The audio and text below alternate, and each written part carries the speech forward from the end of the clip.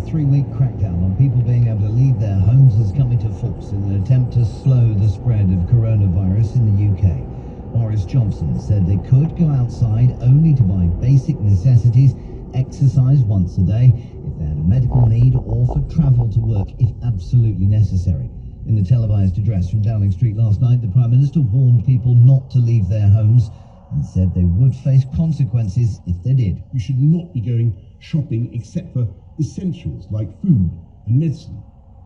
And you should do this as little as you can. And use food delivery services where you can. If you don't follow the rules, the police will have the powers to enforce them, including through fines and dispersing gatherings. All social events, including weddings and baptisms, will be stopped for the time being, although funerals are exempt. Libraries, playgrounds and places of worship will shut, and shops selling non-essential goods such as clothes and electronics have also been ordered to close. There's been a backlash on social media after Derbyshire-based Sports Direct emailed its staff to say that its shops would remain open. All shops selling non-essential goods have been told to close. The retailer, which has its main warehouse in Shirebrook, has argued that it's vital asset because it's providing sporting and fitness equipment. Paddy Lillis, the Usdaw Shop Workers Union, questioned that logic. It's a sports clothing company, and certainly in my mind, I don't see how that is an essential service. Essential services, food and medicine, and the supply chain around that is absolutely essential, along with obviously the National Health Service. Citizens Advice says its online services have experienced their busiest week ever as people sought advice about the consequences of the coronavirus outbreak. The charity says web traffic was up 50%, with people looking for guidance on a range of issues, including travel, sick pay and benefits. The newly elected MP for High Peak, Robert Largan, has used his first speech in the Commons to support the government's approach of the coronavirus pandemic. The Conservative, who took the seat from Labour, said his only regret was that the crisis meant his parents couldn't be there to see him. I had desperately wanted for my parents to be able to sit in the gallery and watch me give this speech today. But my parents are both in their 70s, in high-risk groups, and frankly, I dare not wait any longer. The soldiers helping to fight the outbreak in Spain have found elderly patients in retirement homes abandoned and in some cases dead in their beds.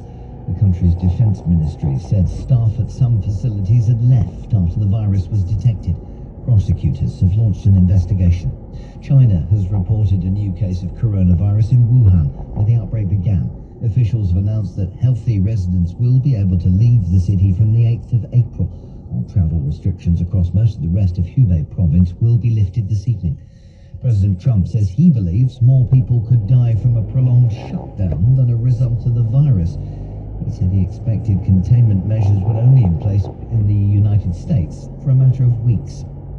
Here, pharmacists are asking people not to stockpile medicine, with many reporting a big increase in customers. Some are now limiting purchases. The Royal Pharmaceutical Society said stocks were secure, but urged people to show restraint. Dr. William Van Gordon is a psychologist from the University of Derby. He says a few people stockpiling can prompt a domino effect. Because we see other people panic buying or stockpiling, this type of behaviour is driven by fear. Fear in these type of situations can be, in a sense, contagious also. Managers at a Matlock Bath tourist attraction are telling visitors to stay away because of coronavirus. The Heights of Abraham cable cars were closed this weekend, but many people travelled to Matlock Bath for days out anyway. Head of marketing there, David Thornton, says people need to follow the government advice. It's something that we've made to tell the stories when we visit the Heights, and it's new this year for that very reason. But we've done a little bit of fiddling around in the back room so that people can access it without coming to the Heights, just to try and get those stories across and keep the stories going.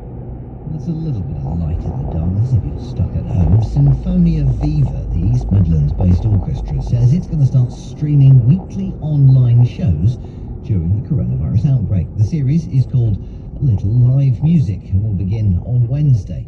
The orchestra's chief executive, Peter Help, says it's an opportunity to showcase the different talents of the orchestra. In Matlock Bath especially, and further afield in Snowdonia and other places, the number of people coming out when they've been advised not to we've decided that closing the car parks will hopefully help discourage those sorts of gatherings and obviously therefore the spread of coronavirus. That wasn't Peter Helps, but I'll bring you Peter Helps in about an hour's time. BBC Radio Derby News.